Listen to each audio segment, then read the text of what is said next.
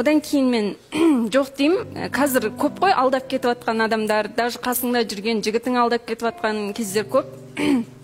Сол себептен мен алып бергім келген жоқ.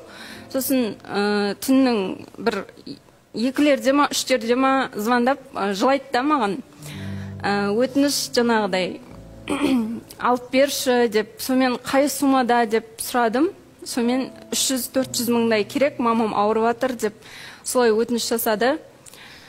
Одан кейін алып бергім келген жоқ, бірақ енді жылап тұрғаннан кейін, подругам болғаннан кейін аядым. Ол нәрсе менің де басыма түсуі мүмкін ғой деген ой болды да. Сомен жарайды деп келісіп, сол суммадағы 400 мың теңгені кредит рассрочка ретінде алып бердім. Ол рассрочканы ақшалай шешуге болады екен. Сомен ақшалай шешіп алды. Одан кейін оны 6 айға алды. Бірінші айын төлеп берді. Одан кейін екінші айында таппай қалдым сол подругамды.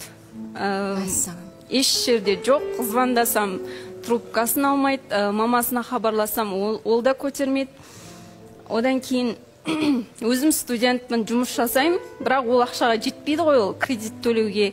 Ата-анама айтайын деп бекінген кезде маманы мотоциклмен қағып кеткен екен да, ал ол нәрсені мен білген жоқпын. Содан кейін үйге барғаннан кейін білдім, мама солай жатып қалған. Ақшаны қайдан табам, мамаларға айтсам, олар тауып бере алмайды ғой маған. Өзі дәрісіне, несіне ақша керек. Содан кейін өзім жұмыс жасаймын, соны өзім көтеремін деп. Сомен енді соңғы айы қалды, осы айды төлесем, сомен бітер. Бірақ ана қызды таппадыңыз сол? Таппадым. Сөйтсем, ол біз бірге жұмыс жасаған едік оның алдында да. Жарты жыл, 1 жыл бұрын. Есімі кім? Есін айтпай қойыншы. Өткен нәрсе өткен болып қалады ғой. Просто мен... Есімін сұрағаны мүмкін көретін бізде көрермен өте көп қой. Айнұр деген қыз болды. Айнұр. Өзімен қатарлас, иә.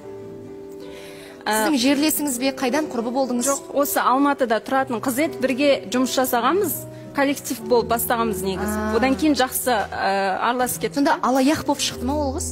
Алаяқ болғанда мүмкін керек болып шығарып алған шығар. Мен оны точно білмедім. Содан екеуміз подруга болғанбыз, негіз қатты араластық прям. Мен ондай болады деп ойлағанда жоқпын. Сол үшін қыздарға үндеу айтқым келеді. Ешкімге сенбеңіздер. Қасыңда жүрген подругаң болсын, жігітің болсын, ешкімге сенбеңіздер қыздар. Сол нәрсені айтқым келеді. Рахмет үлкен, ішіңіздегі дүниені сыртқа шығарып бөліскеніңізге. Бізде жарнамадан кейін шымылдық ашылғандағы Шерханның реакциясын бірге көреміз. Одан кейін мен